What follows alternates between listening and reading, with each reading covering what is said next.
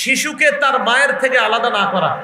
অনেক ঘরে হুমকি দেয় দাদার বাড়ির লোকেরা, বেশি ফাজলামি করলে সন্তানের মুখও কিন্তু দেখবে না, মারে বলে। এগুলা না বলা। হ্যাঁ, তিরমিজির হাদিস 1566 নম্বর হাদিস।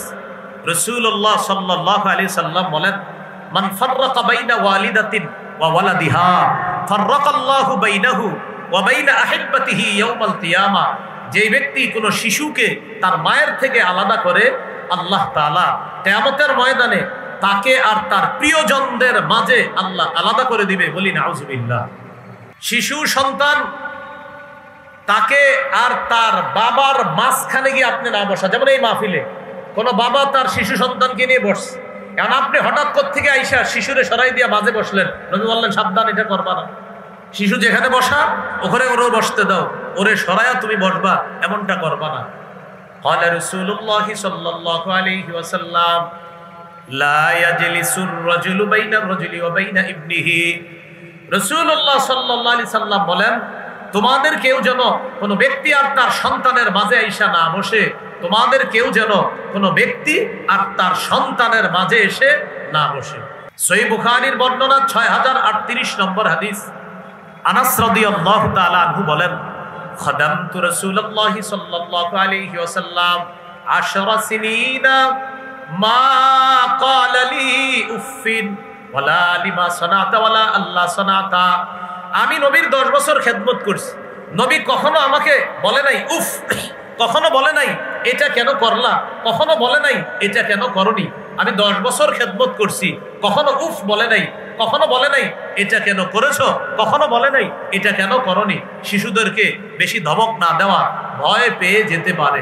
তিরমিজির হাদিস 2678 নম্বর হাদিস, 2678।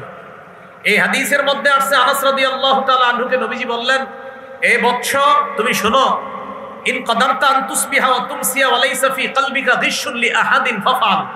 তুমি যদি এমন ভাবে রাত্রি যাপন করো, তুমি যদি এমন ভাবে দিন অতিবাহিত করতে পারো যে তোমার অন্তরে কোনো মুসলমানের প্রতি বিদ্বেষ নাই, তুমি যদি এমন ভাবে রাত যাপন করতে পারো যে কোনো মানুষের প্রতি তোমার কোনো বিদ্বেষ নাই, ফাফআল, তুমি এটাই করো। কি বললেন আনাস, তুমি যদি এটা পারো যে কারো প্রতি তোমার বিদ্বেষ নাই, কারো প্রতি তোমার শত্রুতা নাই, তুমি এটা করো। শোনো বৎস, যালিকা মিন সুন্নতি, এটা আমার সুন্নাহ। ওমান আহইয়া সুন্নতি, যে আমার সুন্নাত জিন্দা করলো, ফাকাদ আহাব্বানি, সে আমাকে ভালোবাসলো। শেষে বলে, শোনো বৎস, ওমান আহাব্বানি, যে আমাকে ভালোবাসলো, কানা মাই ফিল জান্নাহ, সে আমার সাথে জান্নাতে থাকবে।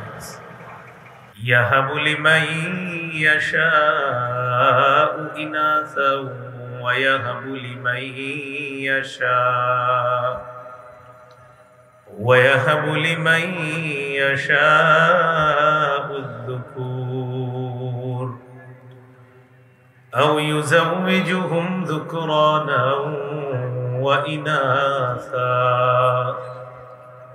وَيَجْعَلُ مَن يَشَاءُ عَقِيمًا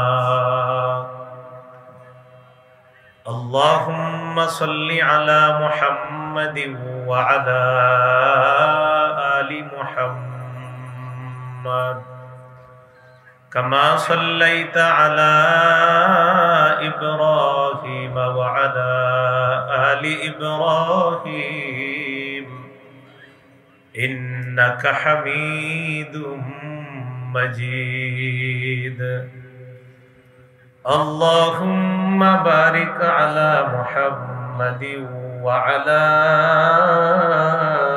آل محمد كما باركت على إبراهيم وعلى آل إبراهيم إنك حميد مجيد اللهم إني أعوذ بك من شر لساني ومن شر سمعي ومن شر بصري ومن شر مني ইনসানিয়া জনকল্যাণ ফাউন্ডেশন বাংলাদেশ ফুলবাড়িয়া মোমেন্ট শাহীর উদ্যোগে আয়োজিত ঐতিহাসিক সিরাতুন নবী সাল্লাল্লাহু আলাইহি ওয়াসাল্লাম সম্মেলনের সম্মানিত সভাপতি হযরত মাওলানা মুফতি মাহবুবুল্লাহ কাসিমি দামাত বরকাতুহুল আলিয়া গুরুত্বপূর্ণ আলোচনা করবেন হযরত মাওলানা মুফতি সাখাওয়াত হুসাইন রাজি হাফিজাহুল্লাহ, হযরত মাওলানা মুফতি রেজাউল করিম আবরার, হযরত মাওলানা কারি শুআইব আহমদ আশরাফি দামাত বরকাতুহুল আলিয়া সহ আরো উলামায়ে কেরাম আলোচনা করবেন, করেছেন, চলতে থাকবে ইনশাআল্লাহ। উপস্থিত হযরত উলামায়ে কেরাম, মুসলমান ভাইয়েরা, আল্লাহ তাআলার দরবারে শুকরিয়া আদায় করছি, আল্লাহ আমাদেরকে এই সিরাত মাহফিলে উপস্থিত হওয়ার তৌফিক দান করেছেন, বলি আলহামদুলিল্লাহ। আমি আপনাদের সামনে সূরাতুশ শুরা 49-50 নম্বর আয়াতে কারিমা তেলাওয়াত করলাম। 25 পারা 7 নম্বর পৃষ্ঠা সূরাতুশ শুরা 49-50 নম্বর আয়াত। আল্লাহ বলেন, লিল্লাহি মুলকুস সামাওয়াতি ওয়াল আরদ, আসমান জমিনের রাজত্ব আল্লাহর। ইয়াখলুকু মা ইয়াশা, তিনি যা ইচ্ছা তা সৃষ্টি করেন। ইয়াহাবু লিমান ইয়াশাউ ইনাসা, তিনি যাকে ইচ্ছা তাকে কন্যা সন্তান দান করেন। ওয়ায়াহাবু লিমান ইয়াশাউ যুকুর, তিনি যাকে ইচ্ছা তাকে ছেলে সন্তান দান করেন। আও ইউযাউযুহুম যুকরানা ওয়া ইনাসা, তিনি কাউকে ছেলে মেয়ে উভয়টা দান করেন। ওয়ায়াজআলু মান ইয়াশাউ আকীমা, তিনি যাকে ইচ্ছা তাকে বন্ধা বানান। এই আয়াত থেকে আমরা বুঝতে পারলাম, মেয়ে দেয় আল্লাহ, ছেলে দেয় আল্লাহ, ছেলে মেয়ে উভয়টা আল্লাহ দান করেন। আয়াত থেকে আজকের আলোচ্য বিষয় আমরা নির্ধারণ করব। সিরাতের আলোকে একজন আদর্শ সন্তান কিভাবে গঠন করব আমরা, এটা আমাদের আলোচ্য বিষয়। মেয়ে হোক ছেলে হোক, এটা আল্লাহ পাক রব্বুল আলামিনের পক্ষ থেকে নেয়ামত, শুকরিয়া আদায় করা। খুব মনোযোগ সহকারে শুনবো, তারা আমাদের কাছে কি কি পাওনা, কি অধিকারগুলা পায়, কোরআন সুন্নাহের আলোকে আমরা জানবো ইনশাআল্লাহ। সন্তান জন্মের পর মেয়ে হোক ছেলে হোক আজান দেওয়া। আবু দাউদের হাদিস 5105 নম্বর হাদিসের বর্ণনা। عن عبيد الله بن أبي رافع رضي الله تعالى عنه قال رأيت رسول الله صلى الله عليه وسلم أذن في أذن الحسن بن علي بن أبي طالب رضي الله عنهما حين ولدته فاطمة رضي الله تعالى عنها بالصلاة। সাহাবী বলেন, যেদিন হযরত ফাতেমা রাদিয়াল্লাহু তাআলা আনহা তার সন্তান হযরত হাসান রাদিয়াল্লাহু তাআলা আনহুকে জন্ম দিলেন, সেদিন আমি নবীকে দেখলাম নামাজের যে আজান মুয়াজ্জিন সাহেব দেন, নবীকে দেখলাম হযরত হাসানের কানে অবিকল নামাজের আজানের মতো আজান দিতে দেখলাম। এই গেল 1 নম্বর অধিকার, আজান দেওয়া। 2 নম্বর অধিকার, তাহনিক করা। কোন আল্লাহওয়ালা বুজুর্গের মুখে খেজুর চাবাবে। এই খেজুর চাবানো লালা নবজাতকের মুখে দিয়ে দিবেন, প্রথম খাদ্য। সামান্য খেজুরের অংশ নবজাতকের মুখের তালুতে লাগায় দিবেন। সহিহ বুখারী 3909 নম্বর হাদিস। আসমা রাদিয়াল্লাহু তাআলা আনহা, তিনি যখন তার পেটে আব্দুল্লাহ ইবনে জুবাইর রাদিয়াল্লাহু তাআলা আনহুকে যখন তিনি ধারণ করলেন, তো তিনি বলেন, খরাজতু ওয়া আনা মুতিম্মুন, আমি এমন অবস্থায় মদিনায় হিজরতের উদ্দেশ্যে রওনা করলাম যে আমি আসন্ন প্রসবা, অর্থাৎ যে কোনো সময় আমার সন্তান হয়ে যেতে পারে। এই অবস্থায় আমি আমার সন্তান আব্দুল্লাহ ইবনে জুবায়েরকে পেটে নিয়ে মক্কা থেকে মদিনায় রওনা করলাম, যে কোনো সময় সন্তান হয়ে যেতে পারে। তো তিনি বলেন, ফাআতাইতুল মাদিনা, আমি হিজরত করে মদিনায় চলে আসলাম, পথিমধ্যে সন্তান হয় নাই। আল্লাহর ইচ্ছা ছিল মদিনা যাওয়ার পর যেন সন্তান হয়। ফাআতাইতুল মাদিনাতা ফানাজালতু বিকুবা, আমি মদিনায় আসলাম, কুবা নামক এলাকায় অবতরণ করলাম। ফাওয়ালাদতুহু বিকুবা, আমি আমার ছেলে আব্দুল্লাহ ইবনে জুবায়েরকে ওই কুবা নামক এলাকায় জন্ম দিলাম। আমি আমার ছেলেকে নিয়ে রাসূল সাল্লাল্লাহু আলাইহি সাল্লামের কাছে আসলাম। ফাওয়াদাতুহু ফি হাজরিহি, আল্লাহ রাসূলের কোলে দিলাম। ফাদাআ বিতামরা, নবীজি একটা খেজুর আনাইলেন। ফামাদাগাহা, খেজুর চাবাইলেন। ফাতাফালা ফি ফি, আব্দুল্লাহ ইবনে জুবায়েরের মুখের মধ্যে খেজুর চাবানো লালা থুতু আল্লাহ রাসূল দিয়ে দিলেন। হাদিসের মধ্যে আছে, ফাকানা আউওয়ালা শাইইন দাখালা বাতনা আবদিল্লাহ রিকু রাসূলিল্লাহ সাল্লাল্লাহু আলাইহি ওয়াসাল্লাম, আমার ছেলে আব্দুল্লাহর পেটে দুনিয়ার কোনো খাদ্য সর্বপ্রথম যায়নি, আল্লাহ রাসূলের থুতু মুবারক আমার ছেলের পেটে সর্বপ্রথম খাদ্য হিসাবে প্রবেশ করছে। ওয়াকানা আউওয়ালা মাউলুদিন ওয়ালিদা ফিল ইসলাম, একটা তথ্য মনে রাখবেন, এই আব্দুল্লাহ ইবনে জুবায়ের হিজরতকারী সাহাবীদের মধ্যে মদিনায় জন্মগ্রহণকারী প্রথম সন্তান। যারা মক্কা থেকে হিজরত করে মদিনায় গিয়েছেন, মদিনায় যাওয়ার পর আসমা রাদিয়াল্লাহু তাআলা আনহার যে সন্তান হয়েছে আব্দুল্লাহ ইবনে জুবায়ের, তিনি হলেন হিজরতকারী সাহাবীদের মধ্যে প্রথম জন্ম নেওয়া সন্তান। বলেন তো কি নাম? আব্দুল্লাহ ইবনে জুবায়ের। কয়টা হলো? দুইটা। 1 নাম্বার আজান দেওয়া, 2 নাম্বার তাহনিক করা। 3 নম্বর নবজাতককে আমরা যারা দেখতে যাব, মামা, চাচা, খালু, খালা, ফুফু, তারা নবজাতকের জন্য, তার বাবার জন্য, তার মায়ের জন্য বরকতের দোয়া করা। আবু দাউদ হাদিসের কিতাব 5106 নম্বর হাদিস। عن عائشة الصديقة رضي الله تعالى عنها كان رسول الله صلى الله عليه وسلم يؤتى بالصبيان فيدعو لهم بالبركة। রাসূলুল্লাহ সাল্লাল্লাহু আলাইহি সাল্লামের কাছে নবজাতক শিশুকে আনা হতো, নবীজি তাদের জন্য বরকতের দোয়া করতেন। এখন বরকতের দোয়াটা আমরা কিভাবে করতে পারি? আপনাদের কষ্ট না হলে আমার সাথে একটু বলতে পারেন। বলেন, জাআলাহুল্লাহু মুবারাকান আলাইকা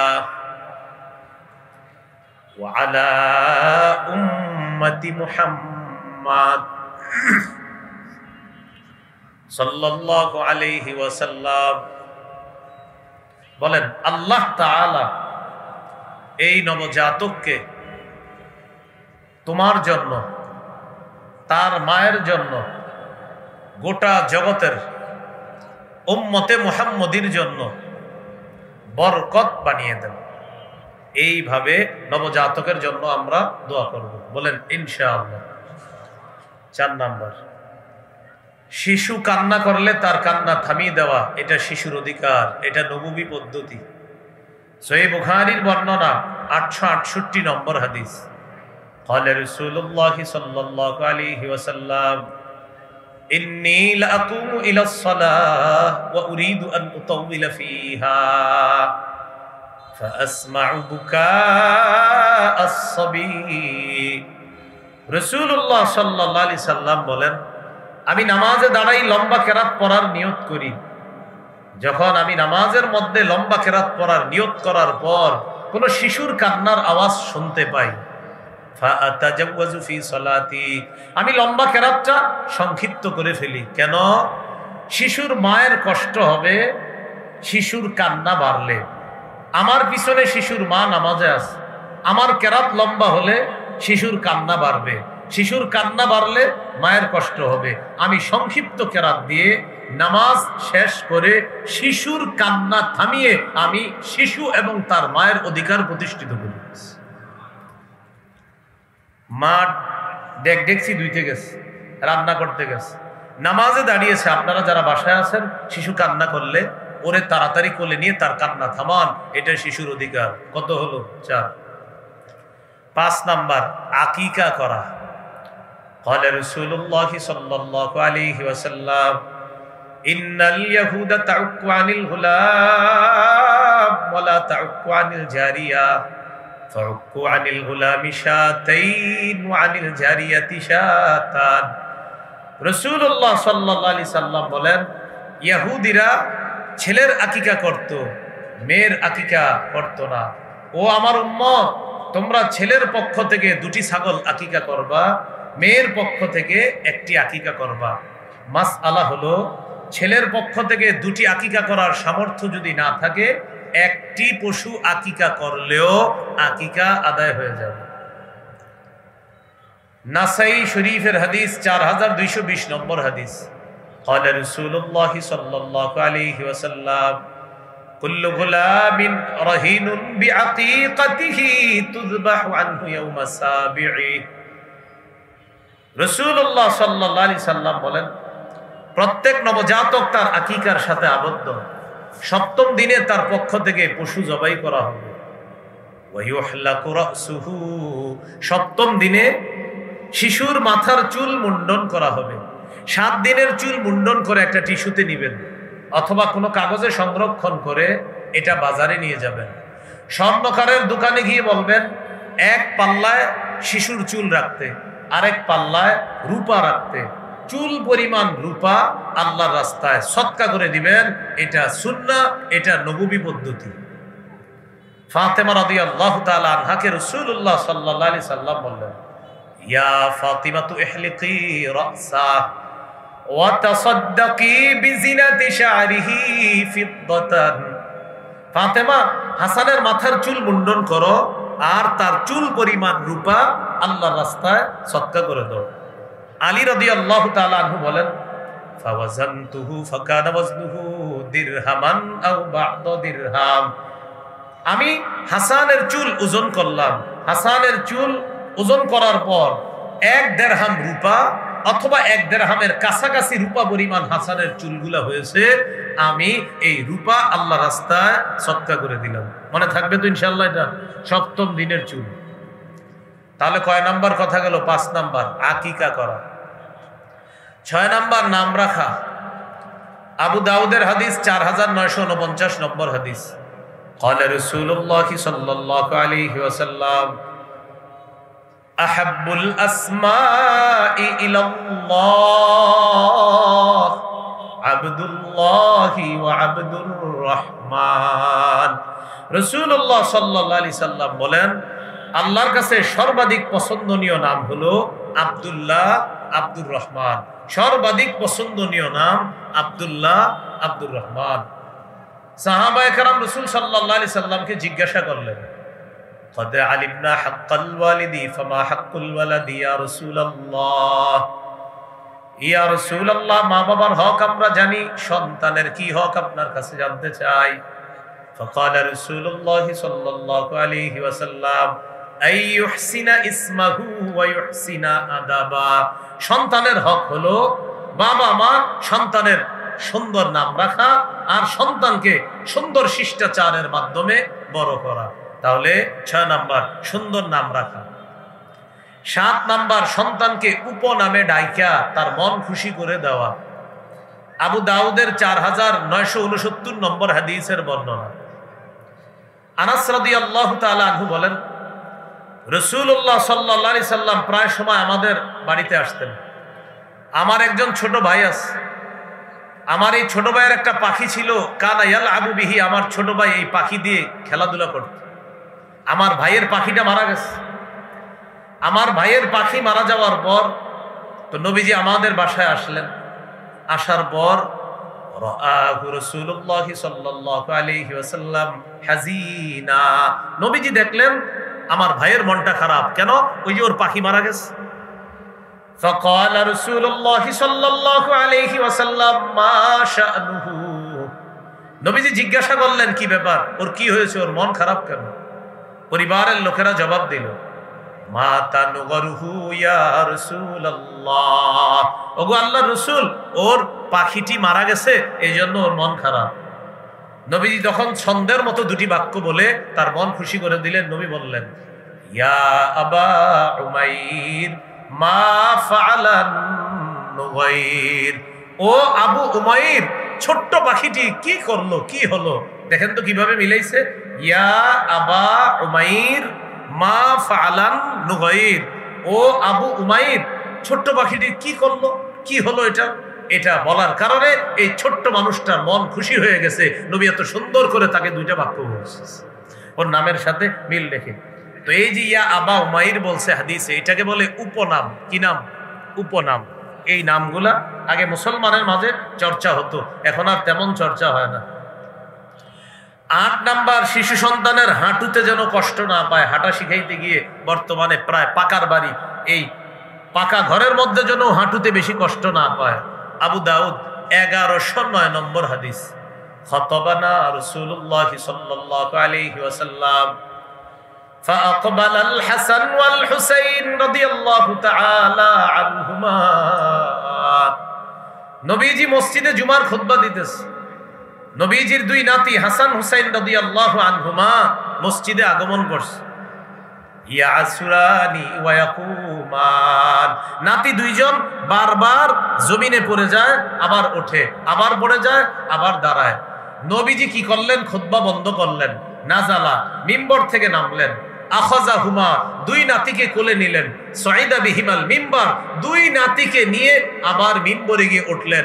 ওঠার পর নবীজি বললেন, লাম আসবির, আমি আমার এই দুই নাতিকে এইভাবে বারবার পড়তে আবার উঠতে, ওরা বারবার পড়ছিল আবার উঠছিল, ওদের হাঁটুতে কষ্ট পাচ্ছিল, আমি সহ্য করতে পারি নাই, তাই খুতবা বন্ধ করে তাদেরকে নিয়ে আমি তাদের অধিকার প্রতিষ্ঠিত করছি। শিশুর হাঁটুতে কষ্ট যেন না পায়, নবী খুতবা বন্ধ করে তাদেরকে কোলে নিলেন, মিম্বরে উঠলেন। কয় নাম্বার গেল? 8। 9 নম্বর, বিশেষ করে ছেলে শিশুদের জামার কালারটা যেন একটু সুন্দর হয়। যেন তেন কালারের জামা শিশু ছেলেকে পরাবেন না, মেয়েদের ক্ষেত্রে কালারে ছাড় আছে, ছেলেদের ক্ষেত্রে সচেতন হতে হবে। নাসাইর হাদিস 5316 নম্বর হাদিস, আব্দুল্লাহ ইবনে আমর রাদিয়াল্লাহু তাআলা আনহুমার বর্ণনা। আব্দুল্লাহ ইবনে আমর রাদিয়াল্লাহু তাআলা আনহুমা বলেন, রাসূলুল্লাহ সাল্লাল্লাহু আলাইহি সাল্লাম তাকে দেখলেন, ওয়া আলাইহি সাওবানি মুআসফারান। আব্দুল্লাহ ইবনে আমর রাদিয়াল্লাহু তাআলা আনহুমার শরীরে দুইটা কুসুম রঙের জামা। প্রিয় ভাইরা, কি রঙের জামা? কুসুম। ফাকালা রাসূলুল্লাহ সাল্লাল্লাহু আলাইহি ওয়াসাল্লাম, হাদিহি সিয়াবুল কুফার ফালা তালবাসহা। আব্দুল্লাহ, তুমি কি জামা পরছো? এগুলা কাফেরদের পোশাক, এগুলা আর পরবা না। লা তালবাসহা, আর পরিধান করবা না, খোলো এগুলা। তাহলে সন্তানের পোশাকের ক্ষেত্রে সচেতন হতে হবে, বিশেষ করে ছেলে সন্তানের আজাইরা যে কোনো ধরনের জামা যেন না হয়। নবী বললেন, আব্দুল্লাহ, এরা কি কাপড় পরছো তুমি? এগুলা কাফেরদের পোশাক, এগুলা খুলে ফেলো।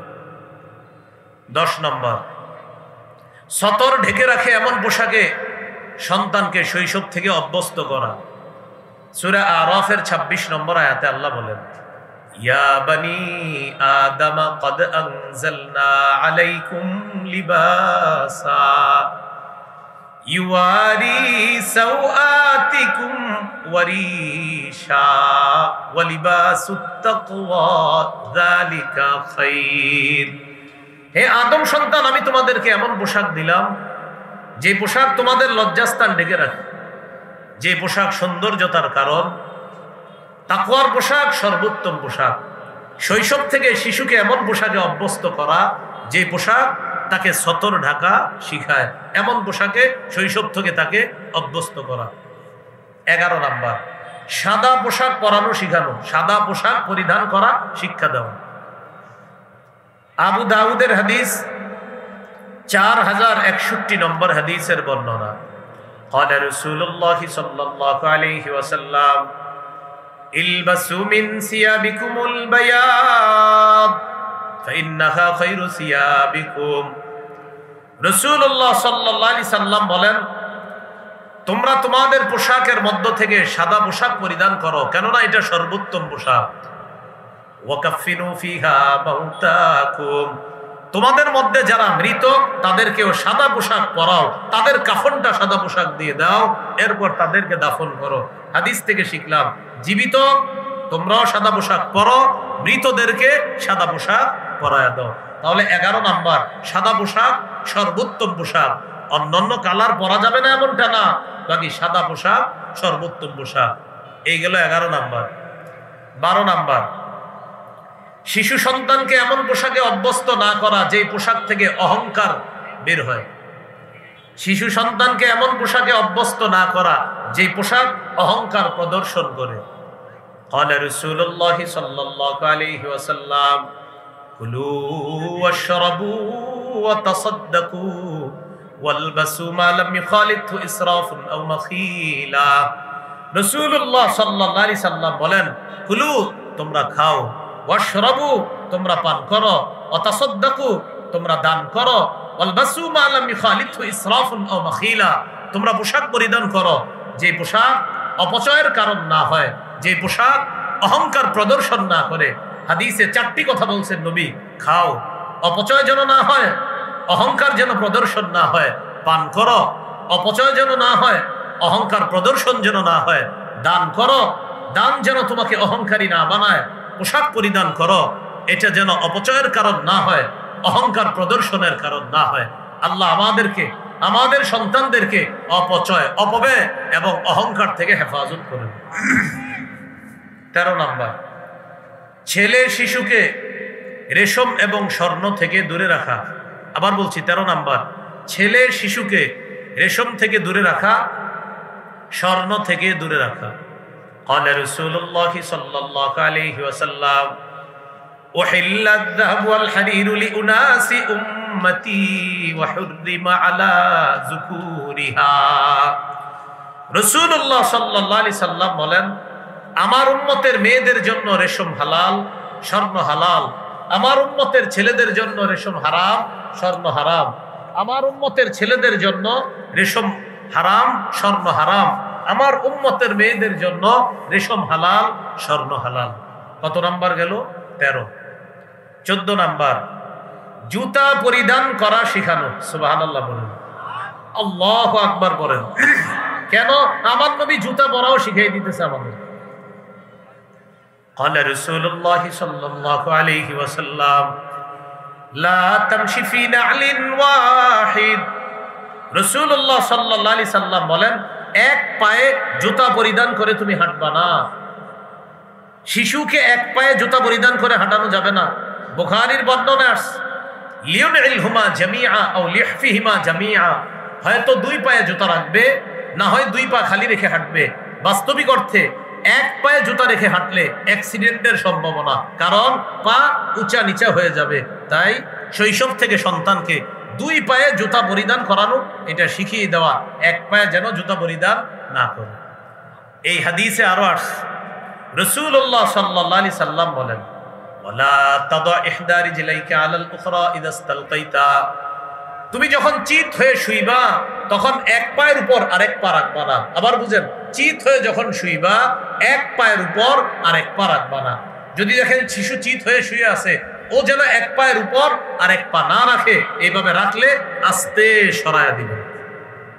এই গেল 14 নাম্বার, জুতা পরা শিখানো। 15 নাম্বার, সব কিছু ডান দিক থেকে করার শিক্ষা দেওয়া। সহিহ বুখারীর 168 নম্বর হাদিস, আয়েশা সিদ্দিকা রাদিয়াল্লাহু তাআলা আনহার বর্ণনা, তিনি বলেন, কানা রাসূলুল্লাহ সাল্লাল্লাহু আলাইহি ওয়াসাল্লাম ইউজিবুহু আত-তায়াম্মুনু ফিত তানাউলি ওয়াত তারাজ্জুলি ওয়া তুহুরিহি ওয়া ফি শানিহি কুল্লি। রাসূলুল্লাহ সাল্লাল্লাহু আলাইহি সাল্লাম সবকিছু ডান দিক থেকে করা পছন্দ করতেন। ফিত তানাউলি জুতা পরা, ওয়াত তারাজ্জুলি মাথার চুল আঁচড়ানো, ওয়া তুহুরিহি পবিত্রতা অর্জন করা, অফি শানিহি কুল্লি সবকিছু ডান দিক থেকে করা পছন্দ করতেন। শিশুকে শিখাবেন, করে দিবেন, ও একটা জিনিস এইভাবে দিবেন, ও বাম হাত দিলে বলবেন না ডান হাত, এইভাবে আরেক দিন দিবেন, বাম হাত দিলে বলবেন না ডান হাত। এইভাবে ও একদিন কি করবে জানেন, ও বাম হাত দেওয়ার পরে ও নিজে মাথা নাড়াবে, নিজে নিজে মাথা নাড়াবে, ওর মস্তিষ্কে আল্লাহ বসায়া দিবে যে না, ডান বাম এই দুইটার ইসলামে গুরুত্ব আছে, ডানের গুরুত্ব বামের চেয়ে বেশি। শিশুর মস্তিষ্কে এটা আল্লাহ বসায়া দিবে। কত গেল? 15। 16 নাম্বার, শিশুকে তাওহীদ শিক্ষা দেওয়া। প্রিয় ভাইয়ারা, কি শিক্ষা দেওয়া? তাওহীদ। সবাই একটু তাওহীদ শিখি, বলেন আল্লাহ এক, তিনি অমুখাপেক্ষী, তিনি জন্ম দেন না, তিনি জন্ম নেন না, তার সমকক্ষ কেউ নাই। আল্লাহ তাআলা সৃষ্টির মুখাপেক্ষী নন, সময়ের মুখাপেক্ষী নন, স্থান কালের মুখাপেক্ষী নন। জোরে বলেন, বরং সৃষ্টি, সময়, স্থান, কাল, আরশ, কুরসি সব আল্লাহর মুখাপেক্ষী। এইভাবে তাওহীদ শিক্ষা দেওয়া। তিরমিজির হাদিস 2516 নম্বর হাদিস, 2516 নম্বর হাদিস। রাসূলুল্লাহ সাল্লাল্লাহু আলাইহি সাল্লাম আব্দুল্লাহ ইবনে আব্বাস রাদিয়াল্লাহু তাআলা আনহুমাকে আল্লাহর ব্যাপারে কি সুন্দর শিক্ষা দিতেছে দেখেন। ইহফাজিল্লাহ ইয়াহফাজকা, আব্দুল্লাহ তুমি আল্লাহর বিধিবিধানগুলো রক্ষা করবা, আল্লাহ তোমাকে রক্ষা করবে। ইহফাজিল্লাহ তাজিদহু তুজাহাকা, আব্দুল্লাহ তুমি সদা সর্বদা আল্লাহকে স্মরণে রাখবা, বিপদে আপদে আল্লাহ তাআলা তোমাকে সাহায্য করবে। ইযা সাআলতা ফাসআলিল্লাহ ওয়া ইযা ইসতাআনতা ফাসতাইন বিল্লাহ, যখন চাইবা আল্লাহর কাছে চাইবা, সাহায্য প্রার্থনা করবা আল্লাহর কাছে সাহায্য প্রার্থনা করবা। এইভাবে শৈশব থেকে শিশুকে তাওহীদ শিক্ষা দেওয়া। 17 নাম্বার, ঈমানি তরবিয়ত শিক্ষা দেওয়া। ঈমানি তরবিয়তের মধ্যে শ্রেষ্ঠ তরবিয়ত নামাজের শিক্ষা। একটা শিশুকে 7 বছর বয়সে নামাজের আদেশ করবেন, এখনো আপনার কথাটা শুনবে কিনা 7 বছর বয়সে, এই জন্য ওরে 7 বছর আগে থেকেই তরবিয়ত শিখাইতে হবে। ওর পাশে আপনি মাঝে মাঝে নামাজ পড়তে হবে, ওর মা মাঝে মাঝে ওর পাশে নামাজ পড়বে।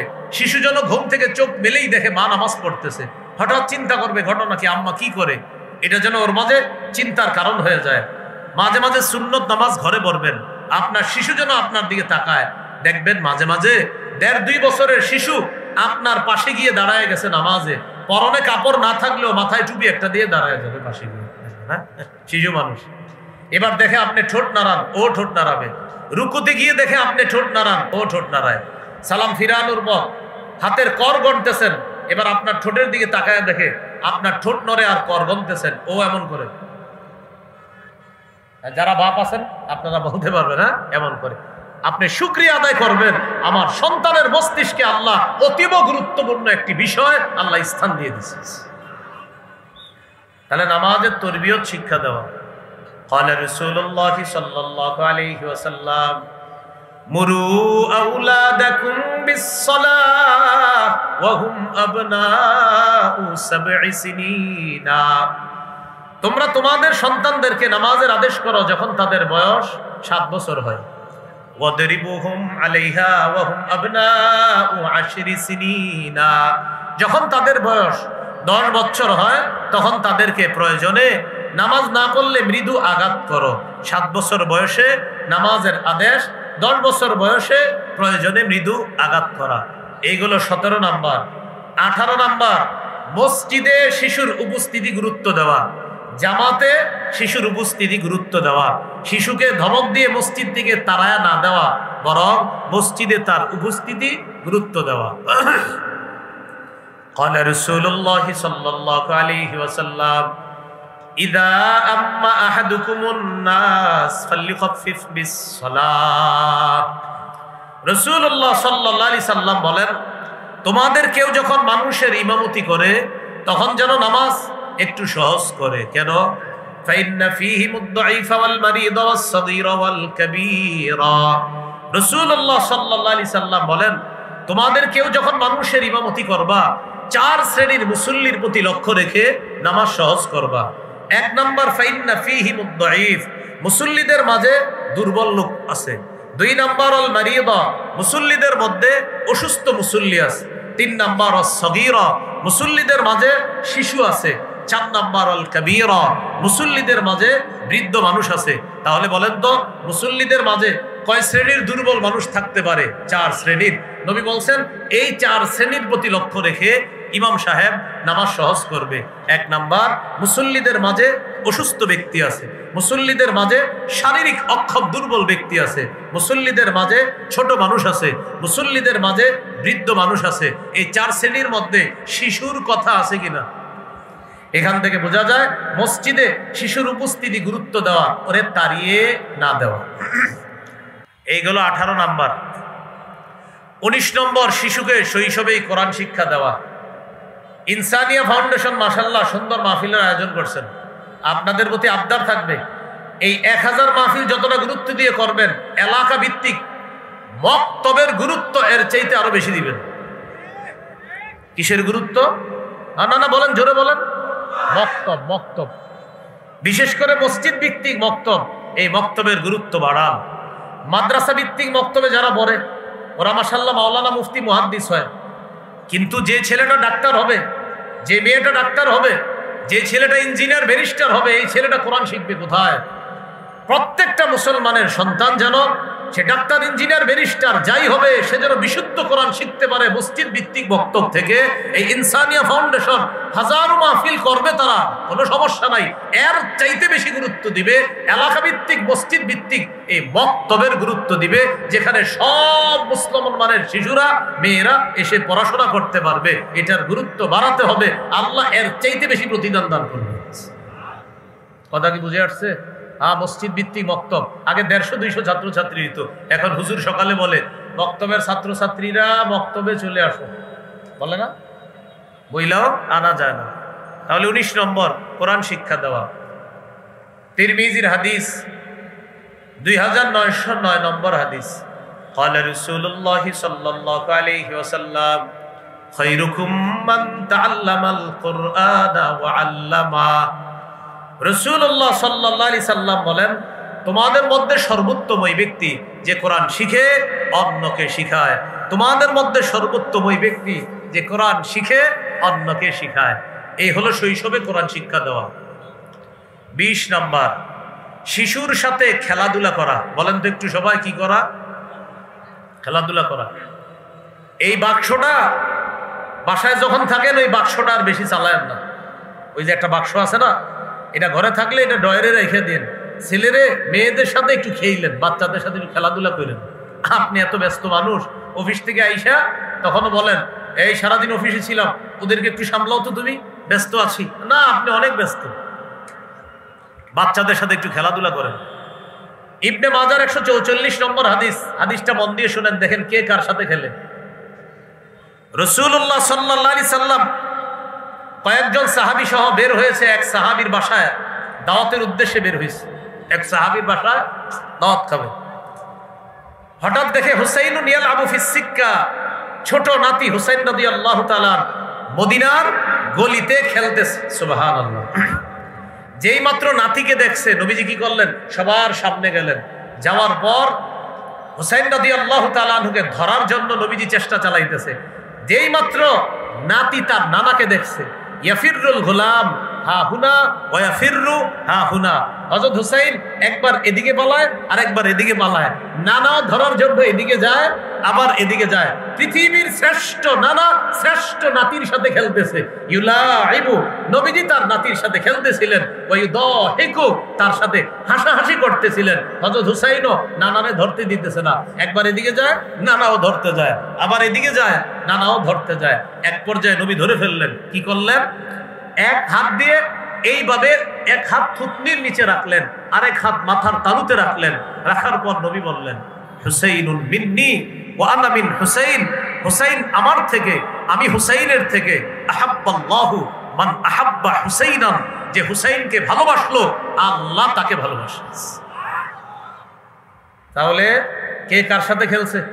এই জন্য বাচ্চাদের সাথে ঘরে একটু খেলাধুলা করেন, তাহলে ওরা আর এই ইলেকট্রনিক আসক্তি হবে না ওদের। কয় নাম্বার গেল? 20। 21 নম্বর, শিশুকে মহব্বত করা, ভালোবাসা। বাচ্চাকে ভালোবাসেন যে, এটা মাঝে মাঝে আল্লাহরে বলবেন, আল্লাহ আমি আমার মেয়েটাকে খুব ভালোবাসি, আমার ছেলেটাকে খুব ভালোবাসি, এটা আল্লাহকে বলবেন। বুখারীর বর্ণনা 5884 নম্বর হাদিস। রাসূলুল্লাহ সাল্লাল্লাহু আলাইহি সাল্লাম একদিন বাজার থেকে আসলেন, আসার পর বললেন আইনা লুকা। লুকা এটা আরবি, এটার বাংলা হলো হ্যাংলা পাতলা শিশু। নবী আয়েশা বলতেছে, আমার হ্যাংলা পাতলা শিশুটা কোথায়, আমার ভাইটা কোথায়, আমার নাতি কোথায়? মানে হলো হযরত হাসান, উনি একটু হ্যাংলা পাতলা ছিলেন। তো বললেন লুকা কোথায়? লুকা অর্থ হলো হ্যাংলা পাতলা শিশু। হযরত হাসান আসলেন, আসার পর ফালতাজামাহু, নবীজি হযরত হাসানকে জড়ায় ধরলেন, জড়িয়ে ধরে বললেন আল্লাহুম্মা ইন্নী উহিব্বুহু, আল্লাহ আমি হাসানকে খুব ভালোবাসি। ফাআহিব্বা, আল্লাহ আপনিও আমার নাতি হাসানকে ভালোবাসেন। ওয়া আহিব্বা মান ইউহিব্বু, আল্লাহ আমার নাতি হাসানকে দুনিয়ার যে ভালোবাসবে, আমি নবী আপনাকে বললাম আপনিও তাকে ভালোবাসেন। কয় নাম্বার গেল? 21। 22 নাম্বার, শিশুকে রানে বসানো। রানে রানে এইভাবে রানে বসাবেন, শিশুকে রানে বসায়া আদর করবেন, ছোট্ট মানুষ। সহিহ বুখারী 6003 নম্বর হাদিস। উসামা ইবনে যায়েদ রাদিয়াল্লাহু তাআলা আনহুর বর্ণনা, তিনি বলেন কানা রাসূলুল্লাহ সাল্লাল্লাহু আলাইহি ওয়াসাল্লাম ইয়াখুযুনি ওয়া ইউকঈদুনি আলা ফাখিযিহি ওয়া ইউকঈদুল হাসানা আলা ফাখিযিহিল উখরা। উসামা রাদিয়াল্লাহু তাআলা আনহু বলেন, নবীজি আমাকে ধইরা এক রানে বসাইতেন, আরেক নাতি হাসানকে আরেক রানে বসাইতেন। মনে রাখবেন, উসামা রাদিয়াল্লাহু তাআলা নবীজির পালক পুত্র যায়েদ বিন হারেসার ছেলে, সেই হিসাবে নবী হয় উসামার দাদা, আর হাসান রাদিয়াল্লাহু তাআলা আনহুর নানা। তাহলে এক রানে দাদার নাতি, আরেক রানে নানার নাতি, এই দুই নাতিকে দুই রানে বসাইছে। ইয়াজুম্মুহুমা, দুই নাতিকে এইভাবে জড়ায়া ধরে এবার বললেন আল্লাহুম্মা আরহামহুমা ফাইন্নী আরহামুহুমা, আল্লাহ আমার নাতি উসামা আর হাসানকে আমি খুব মায়া করি, আল্লাহ আপনিও তাদের প্রতি মায়া করেন, দয়া করেন। আমি নবী আপনাকে বললাম আমি ওদেরকে খুব মায়া করি, আপনিও তাদেরকে মায়ার চাদরে আবদ্ধ করেন। কয় নাম্বার গেল? 22। 23 নম্বর, শিশুকে স্নেহ করা, যে কোনো শিশুকে স্নেহ করবেন। তিরমিজির হাদিস 1920 নম্বর হাদিস। ক্বালা রাসূলুল্লাহ সাল্লাল্লাহু আলাইহি ওয়াসাল্লাম লাইসা মিন্না মান লাম ইয়ারহাম সাগীরানা ওয়া লাম ইয়ারিফ শারাফা কাবীরিনা। রাসূলুল্লাহ সাল্লাল্লাহু আলাইহি সাল্লাম বলেন, যে ব্যক্তি শিশুকে স্নেহ করে না, বড়দেরকে শ্রদ্ধা করে না, সে আমাদের অন্তর্ভুক্ত না। এজন্য শিশুকে স্নেহ করা। যার শিশুকেই রাস্তাঘাটে দেখবেন একটা হাসি দিবেন, ওর মনটা যেন আপনাকে দেখে খুশি হয়ে যায়, রব আপনার উপর খুশি হয়ে যাবে। 24 নম্বর, শিশুকে চুমা দেওয়া। সহিহ বুখারীর বর্ণনা 5997 নম্বর হাদিস। রাসূল সাল্লাল্লাহু আলাইহি সাল্লামের একজন সাহাবী নাম আকরা ইবনে হাবেস, তিনি বলেন ইন্নালি আশারাতাম মিনাল ওয়ালাদ, আমার 10 জন সন্তান, মা ক্বাবালতু আহাদাম মিনহুম, এই 10 জনের কাউকে আমি কখনো চুমা দেই না। ফাকালা রাসূলুল্লাহ সাল্লাল্লাহু আলাইহি ওয়াসাল্লাম মান লা ইয়ারহাম লা ইউরহাম। নবীজি বললেন তুমি এটা কি বললা, তোমার 10 জন সন্তানকে তুমি চুমা দাও না? আরে যে দয়া করে না তার প্রতি দয়া করা হয় না।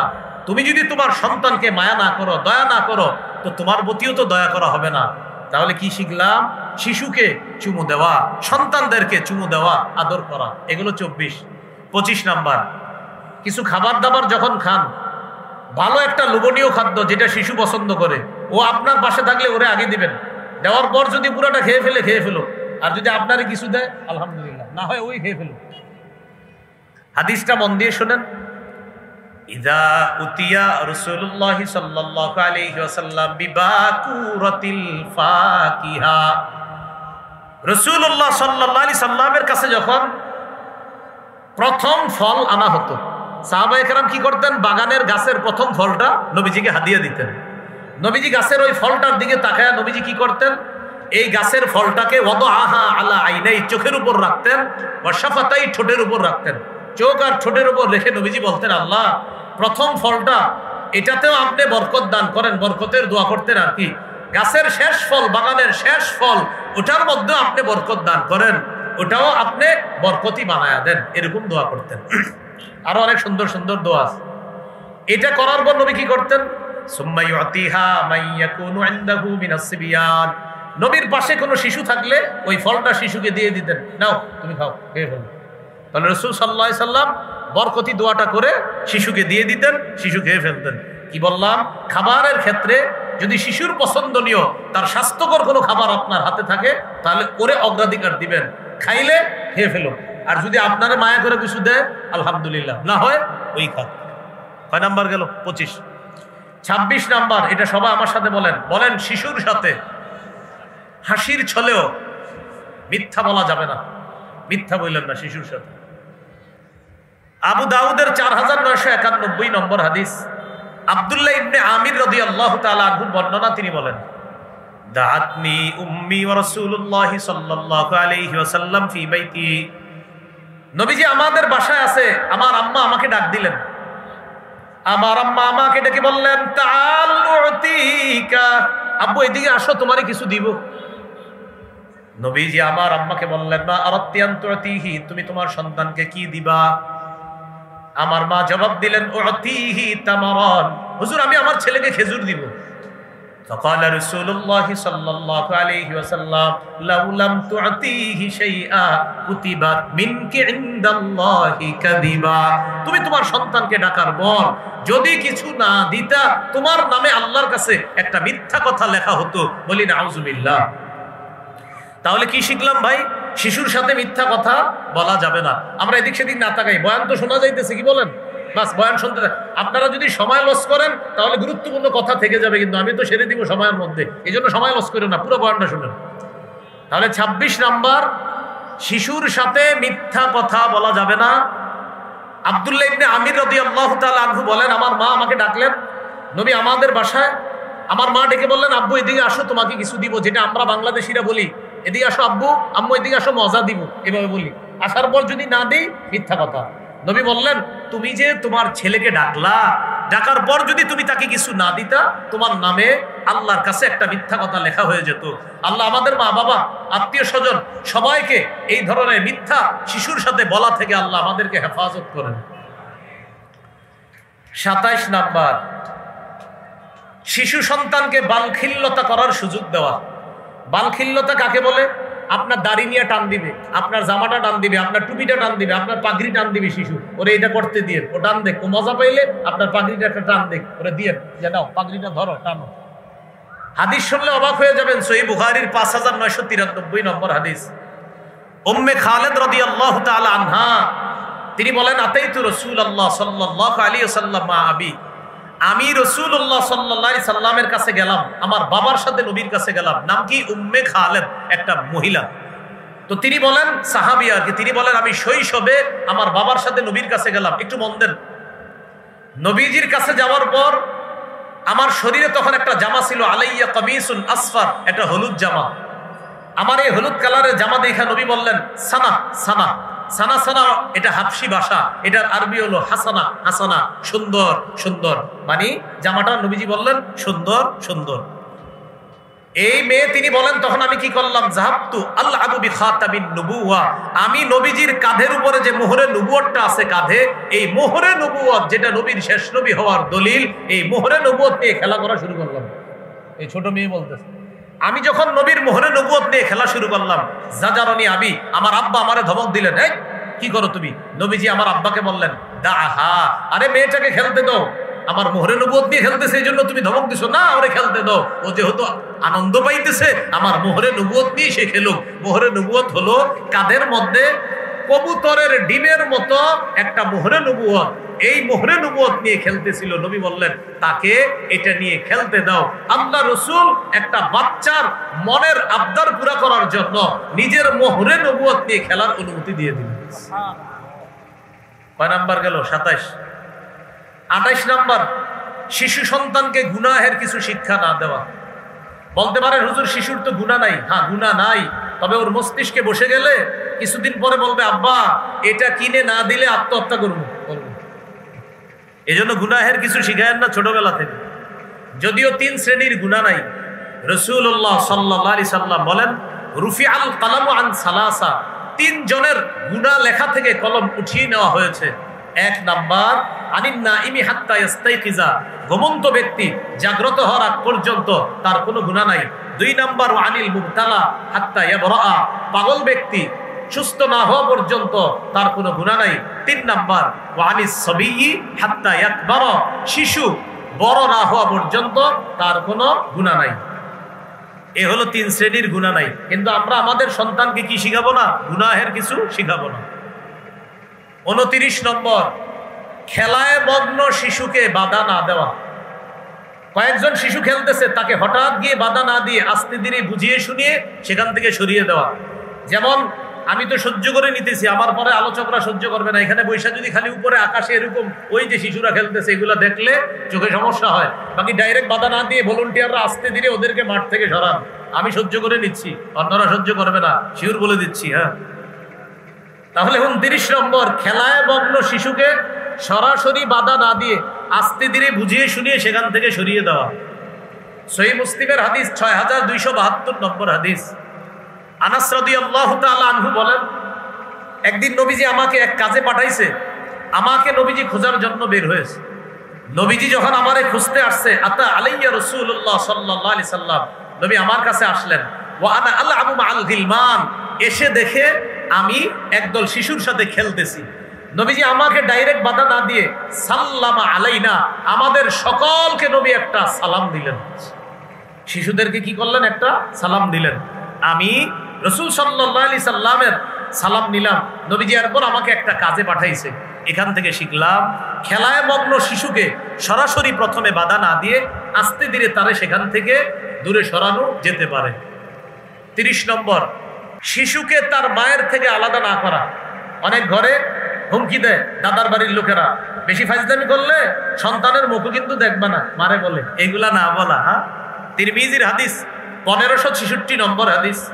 রাসূলুল্লাহ সাল্লাল্লাহু আলাইহি সাল্লাম বলেন, মান ফাররাকা বাইনা ওয়ালিদাতিন ওয়া ওয়ালাদিহা ফাররাকাল্লাহু বাইনাহু ওয়া বাইনা আহিব্বাতিহি ইয়াউমাল কিয়ামা। যে ব্যক্তি কোনো শিশুকে তার মায়ের থেকে আলাদা করে, আল্লাহ তাআলা কিয়ামতের ময়দানে তাকে আর তার প্রিয়জনদের মাঝে আল্লাহ আলাদা করে দিবে। বলি নাউজুবিল্লাহ। কয় নাম্বার গেল? 30। 31 নম্বর, শিশু সন্তান তাকে আর তার বাবার মাঝখানে গিয়ে আপনি না বসা। যেমন এই মাহফিলে কোনো বাবা তার শিশু সন্তানকে নিয়ে বসছে, এখন আপনি হঠাৎ কোত্থেকে আইসা শিশুরে সরাই দিয়া মাঝে বসলেন। নবী বললেন, সাবধান, এটা করবা না। শিশু যেখানে বসা ওখানে ওরও বসতে দাও, ওরে সরাইয়া তুমি বসবা, এমনটা করবা না। قال رسول الله صلى الله عليه وسلم لا يجلس الرجل بين الرجل وبين ابنه। রাসূলুল্লাহ সাল্লাল্লাহু আলাইহি সাল্লাম বলেন, তোমাদের কেউ যেন কোনো ব্যক্তি আর তার সন্তানের মাঝে আইসা না বসে। তোমাদের কেউ যেন কোনো ব্যক্তি আর তার সন্তানের মাঝে এসে না বসে। এ হলো 31 নাম্বার। 32 নাম্বার, শিশুকে ধমক না দেওয়া। সহিহ বুখারীর বর্ণনা 6038 নম্বর হাদিস। আনাস রাদিয়াল্লাহু তাআলা আনহু বলেন, খাদামতু রাসূলুল্লাহি সাল্লাল্লাহু আলাইহি ওয়াসাল্লাম 10 সিনিনা মা ক্বালা লি উফিন ওয়ালা লিমা সানাতা ওয়ালা আল্লাহ সানাতা। আমি নবীর 10 বছর খেদমত করছি, নবী কখনো আমাকে বলে নাই উফ, কখনো বলে নাই এটা কেন করলা, কখনো বলে নাই এটা কেন করনি। আমি 10 বছর খেদমত করছি, কখনো উফ বলে নাই, কখনো বলে নাই এটা কেন করেছো, কখনো বলে নাই এটা কেন করনি। শিশুদেরকে বেশি ধমক না দেওয়া, ভয় পেয়ে যেতে পারে। কত গেল? 32। 33 নাম্বার, শিশুকে ভালো আচরণ শিক্ষা দেওয়া। তিরমিজির হাদিস 2678 নম্বর হাদিস, 2678। এই হাদিসের মধ্যে আসছে, আনাস রাদিয়াল্লাহু তাআলা আনহুকে নবীজি বললেন, এ বৎস তুমি শোনো, ইন কদারতা আন তুসবিহা ওয়া তুমসিয়া ওয়া লাইসা ফি কলবিকা গিশুন লি আহাদিন ফাফআল। তুমি যদি এমন ভাবে রাত্রি যাপন করো, তুমি যদি এমন ভাবে দিন অতিবাহিত করতে পারো যে তোমার অন্তরে কোনো মুসলমানের প্রতি বিদ্বেষ নাই, তুমি যদি এমন ভাবে রাত যাপন করতে পারো যে কোনো মানুষের প্রতি তোমার কোনো বিদ্বেষ নাই, ফাফআল, তুমি এটাই করো। কি বললেন? আনাস, তুমি যদি এটা পারো যে কারো প্রতি তোমার বিদ্বেষ নাই, কারো প্রতি তোমার শত্রুতা নাই, তুমি এটা করো। শোনো বৎস, যালিকা মিন সুন্নতি, এটা আমার সুন্নাহ। ওমান আহিয়া সুন্নতি, যে আমার সুন্নাত জিন্দা করলো, ফাকাদ আহাব্বানি, সে আমাকে ভালোবাসলো। শেষে বলে, শোনো বৎস, ওমান আহাব্বানি, যে আমাকে ভালোবাসলো, কানা মাই ফিল জান্নাহ, সে আমার সাথে জান্নাতে থাকবে। কত গেল ভাই? 33। 34 নম্বর, শিশু সন্তানের জন্য দোয়া করা। সহিহ বুখারীর বর্ণনা 6344 নম্বর হাদিস। আনাস রাদিয়াল্লাহু তাআলা আনহুর আম্মা নবীজিকে বললেন, খাদিমুকা আনাস ইয়া রাসূলুল্লাহ ফাদউল্লাহ আলা। ওগো আল্লাহর রাসূল, আপনার খাদেম আনাসের জন্য একটু দোয়া করেন। নবীজি দোয়া করলেন, আল্লাহুম্মা আকসির মালাহু ওয়া আকসির ওয়ালাদা ওয়া বারিক লাহু ফীমা আ'তাইতাহু। আল্লাহ আনাসের সম্পদ বাড়ায়া দেন, আনাসের সন্তান বাড়ায়া দেন, আনাসের সন্তান আর সম্পদে আপনি বরকত দান করেন। কি সুন্দর দোয়া! আল্লাহ আনাসের সম্পদ বাড়ায়া দেন, আনাসের সন্তান বাড়ায়া দেন, আনাসের সম্পদ আর সন্তানের মাঝে আপনি বরকত দান করেন। এইভাবে সন্তানের জন্য দোয়া করা। কত গেল? 34। একটু নাম্বারটা মনে রেখেন। 35 নাম্বার, সন্তানের জন্য বদদোয়া না করা। আবু দাউদের 1532 নম্বর হাদিস। রাসূলুল্লাহ সাল্লাল্লাহু আলাইহি সাল্লাম বলেন, লা তাদউ আলা আনফুসিকুম, তোমরা নিজেদের বিরুদ্ধে বদদোয়া করবা না। ওয়ালা তাদউ আলা আওলাদিকুম, তোমরা তোমাদের সন্তানদের বিরুদ্ধে বদদোয়া করবা না। ওয়ালা তাদউ আলা খাদামিকুম, তোমরা চাকর বাকরের বিরুদ্ধে বদদোয়া করবা না। ওয়ালা তাদউ আলা আমওয়ালিকুম, তোমরা তোমাদের সম্পদের বিরুদ্ধে বদদোয়া করবা না। তাহলে সন্তানের ব্যাপারে বদদোয়া না করা, এইগুলো 35 নাম্বার। 36, শিশুর কাছ থেকে অনুমতি নিয়ে কিছু পান করতে হবে। শিশুর কাছে অনুমতি নেওয়া, আপনি নেন এটা, এই যে ওনার কাছে এটা আছে, আচ্ছা আমার কাছে, আমি শিশু মনে করেছি, হুজুরের শিশু বলা খারাপ, উনি আমার কাছ থেকে নিতে হলে অনুমতি লাগবে, আমি তো শিশু না, এমনি বললাম আর কি। ওনার তুলনায় উনি আমাদের মুরব্বীর মতো আল্লাহ মানুষ, সেজন্য বললাম ওনার কাছে, আমরা শিশুদের মতো সেজন্য বললাম। এখন মনে করেন এই শিশুর কাছ থেকে কিছু নিতে হলে অনুমতি নেওয়া লাগবে। সহিহ বুখারীর 2602 নম্বর হাদিস। উতিয়া রাসূলুল্লাহ সাল্লাল্লাহু আলাইহি সাল্লাম বিশারাব, নবীজির কাছে পানীয় আসছে, হাদিয়া পানীয়। ওই যুগের পানীয় কি হতে পারে? আঙ্গুরের রস হইতে পারে বা বিভিন্ন ফলের রস নবীর কাছে হাদিয়া আসছে। আন ইয়ামিনিহি গোলাম, নবীর ডান পাশে একজন বালক। ওয়ান ইয়াসারিহি আল আশিয়া, নবীর বাম পাশে বৃদ্ধ মানুষ। তাহলে ডান পাশে একজন বালক আছে, শিশু আছে, আর বাম পাশে আছে বৃদ্ধরা। ফাশারিবা মিনহু, নবীজি পানীয় পান করলেন। করার পর ডান পাশে কে বলেন তো? বালক, শিশু। নবীজি তাকে বললেন, এখন তোমার পান করার পালা, অধিকার তোমার। ইন আজিনতালি আতাইতু হাউলা, আমার বাম পাশে মুরব্বীরা আছে, তুমি অনুমতি দিলে আমি মুরব্বীদেরকে দেই পানিটা। কি বলে দেখেন, তুমি অনুমতি দিলে আমি মুরব্বীদেরকে দেই। ওই শিশু জবাব দিলেন, মা কুনতুলি উসিরা বিনাসিবিকা মিনকা ইয়া রাসূলুল্লাহ আহাদান, ওগো আল্লাহর রাসূল, আপনার ঠোঁট যেই পানিতে লাগছে এটা আমি কাউকে দিব না। আপনার ঠোঁট লাগছে, আমি এটা মুরব্বীদেরকে দিব না, কারণ আপনার ঠোঁট লাগছে, এটা আমি পান করব। ফাতাল্লাহ, নবীজি দিয়ে দিছে, আচ্ছা আচ্ছা নাও, তুমি পান করো। কত গেল? 36। 37 নম্বর, শিশু সন্তান দুইজন যদি ঝগড়া করে তাদের ঝগড়া মিটিয়ে দেওয়া। বলেন, দুইজনে ঝগড়া করলে তাদের ঝগড়া কি করে দেওয়া? মিটিয়ে দেওয়া। নবীজির জামানায় এক আনসারি গোলাম আর মুহাজির গোলাম দুইজন ঝগড়া লাগছে। ইখতাতালা গোলামানে গোলামুম মিনাল আনসার, গোলাম, একজন আনসারি গোলাম আরেকজন মুহাজির গোলাম ঝগড়া লাগছে। মুহাজির গোলাম বলল, ইয়ালাল মুহাজিরিন, ও মুহাজিররা কোথায়, তাড়াতাড়ি আসো, আমি শেষ। আনসারি গোলাম বলল, আনসার কোথায়, আসো, আমি শেষ। আনসার মুহাজির দুই দিক থেকে আসছে। হ্যাঁ, কি হয়েছে? নবীজি তাড়াতাড়ি বেরিয়ে আসছে, আয়েশা বললেন, মা হাযা দাওয়া আহলি জাহিলিয়া, কি ব্যাপার? জাহিলি যুগে ঝগড়ার সময় যেভাবে তারা ডাকাডাকি করতো, তোমরা এইভাবে ডাকাডাকি কেন করো? এগুলা করবা না, সাবধান। দুইজনের ঝগড়া আল্লাহ রাসূল মিটিয়ে দিলেন। কি শিখলাম? দুইজন মুসলমানের ঝগড়া আমরা মিটিয়ে দিব, দুইজন শিশুর ঝগড়া মিটিয়ে দিব, দুইজন ব্যবসায়ীর ঝগড়া মিটিয়ে দিব। ঝগড়া কেউ লাগলে তাদের ঝগড়া মিটিয়ে দিব। যাই হোক, আমাদের মূল আলোচনা, সন্তান শিশুরা যদি দুইজন ঝগড়া করে তাদের ঝগড়া আমরা মিটিয়ে দিব। কত গেল? 37। 38 নম্বর, শিশুর সাথে খাবার খাওয়ার সময় তার ভুল হইলে ভুল ধরিয়ে দেওয়া।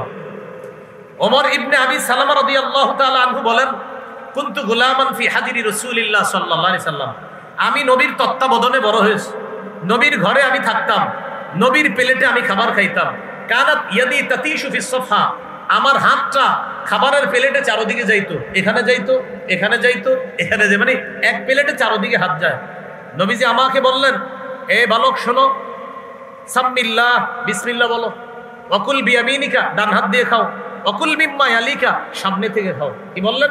সাম্মিল্লাহ, বিসমিল্লাহ বলে খাও, কুল বিয়ামিনিকা, ডান হাত দিয়ে খাও, অকুল মিম্মা ইয়ালিকা, সামনে থেকে খাও, চারদিক থেকে হাত দিও না, তোমার সামনে যে খাবার ওখান থেকে তুমি খাও।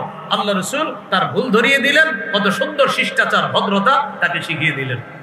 কত গেল? 38।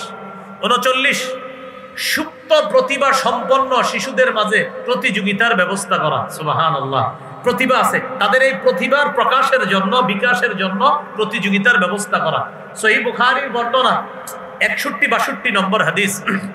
রাসূলুল্লাহ সাল্লাল্লাহু আলাইহি সাল্লাম বলেন, আব্দুল্লাহ ইবনে ওমরের বর্ণনা, তিনি তখন ছোট ছিলেন, মানে বর্ণনা করতেছে, তিনি বলেন আমি যখন ছোট ছিলাম নবী একদিন বললেন, ইন্না মিনাশ শাজারি শাজারাতান, একটা গাছ আছে, লা ইয়াসকুতু ওয়ারাকুহা, যেই গাছের পাতা ঝরে না। নবী বললেন একটা গাছের মধ্যে একটা গাছ আছে, লা ইয়াসকুতু ওয়ারাকুহা, দেখেন কিভাবে প্রতিভা বিকাশ করায় কিভাবে।